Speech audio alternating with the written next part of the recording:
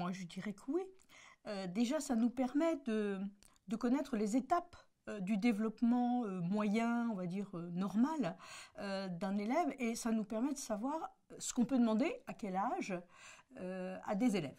Donc, il y a également la question de l'attention. Ça nous permet de réaliser que l'attention est naturellement volatile et qu'il est donc tout à fait normal qu'on perde l'attention par moment. Ça explique pourquoi on doit former les élèves à repérer, à s'entraîner, à vivre ces moments d'attention pour la développer. On pourrait parler aussi de la mémorisation. Les neurosciences nous ont appris que l'oubli est le devenir normal des connaissances par défaut, c'est-à-dire que il faut faire de la place et régulièrement le cerveau oublie ce qui n'est pas essentiel, ce qui n'est pas réactivé, et donc au lieu de se désespérer continuellement que les élèves oublient ce qu'on leur raconte, il faut réaliser que c'est à nous, enseignants, de construire des stratégies contre l'oubli. Cela nous a aussi permis de beaucoup mieux connaître nos élèves porteurs de troubles des apprentissages, 10 ou troubles de l'attention ou autres. Ça a permis de stabiliser la notion de trouble neurodéveloppemental. Cela nous permet aussi de comprendre qu'ils n'ont pas seulement des problèmes avec la lecture pour les dyslexiques ou le calcul ou les praxies, mais qu'ils ont tous des difficultés pour les fonctions exécutives, donc tout ce qui consiste à planifier, à organiser, l'inhibition, la flexibilité mentale, toutes ces capacités de haut niveau qui sont très difficiles pour les jeunes enfants, mais aussi et beaucoup plus longtemps pour les enfants porteurs de troubles des apprentissages. Ça nous permet aussi de réaliser qu'il faut éviter la double tâche qui met en grande difficulté les jeunes enfants et les enfants particulièrement fragiles. Et puis, on pourrait donner une infinité d'exemples, mais terminons par l'exemple des ados. Cela nous explique pourquoi nos ados ont quelquefois des comportements tout à fait incompréhensibles, tout simplement parce qu'il y a une maturité différente. Le cerveau frontal est mature vers environ 25 ans, ce qui permet de décider en connaissance de cause, en pesant le pour, le contre, alors que à l'adolescence, les besoins de satisfaction du circuit de la récompense, les besoins de satisfaction sont très importants et donc le contraste entre les deux provoque ce que j'appelle le hiatus de l'adolescent. Voilà, dans tous ces domaines, je dirais qu'on peut passer de la culpabilisation de nos élèves ou de nous-mêmes à un véritable accompagnement éducatif.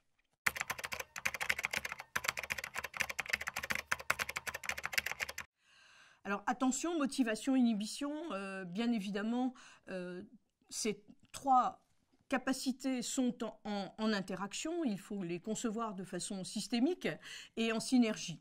L'attention, rien n'est possible sans l'attention, c'est l'attention qui va pouvoir permettre de déboucher sur la compréhension, sur la mémorisation, sur la réflexion.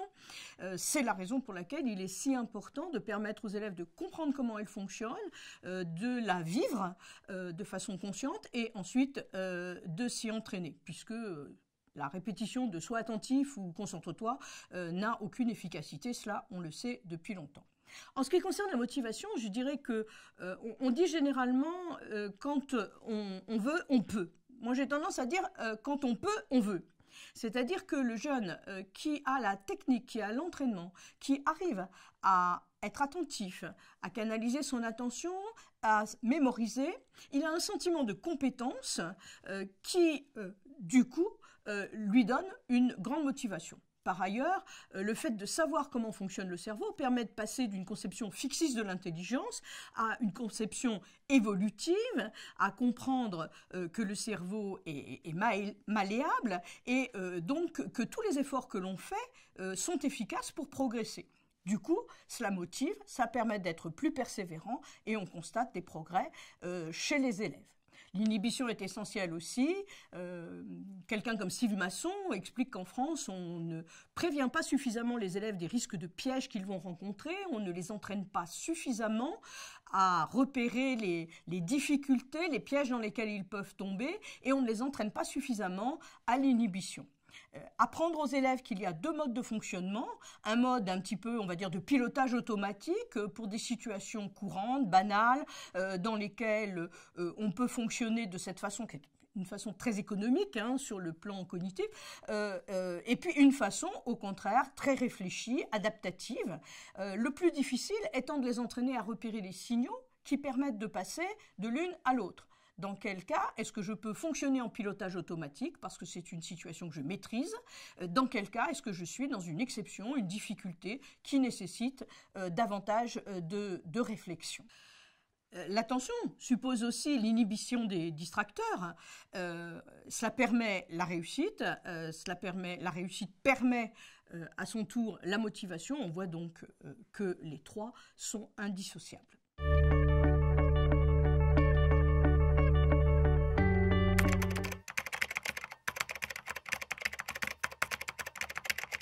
S'aventurer École de la recherche est un programme éducatif créé par le CRI, le Centre de recherche interdisciplinaire, dirigé par François Tadei. L'objectif de ce dispositif est d'être au service des acteurs éducatifs, que ce soit à travers les projets de classe, qui sont des projets d'éducation par la recherche, à travers les actions visant la formation et le développement professionnel des enseignants avec et par la recherche, ou bien en menant des projets de recherche diversifiés sur différents faits éducatifs.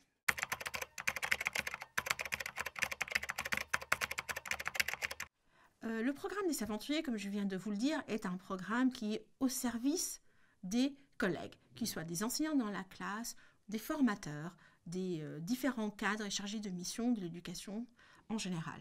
Comment est-il perçu? Il est perçu comme un vecteur grâce auquel les élèves et les enseignants se perçoivent comme des travailleurs du savoir. Je vais essayer de développer un petit peu cette idée. Lorsqu'un enseignant propose à ses élèves un projet d'éducation par la recherche, il vise à s'inspirer des méthodes, des enjeux et de l'éthique de la recherche scientifique, que ce soit en sciences exactes ou en sciences humaines et sociales, pour des apprentissages efficaces, créatifs et productifs pour les élèves.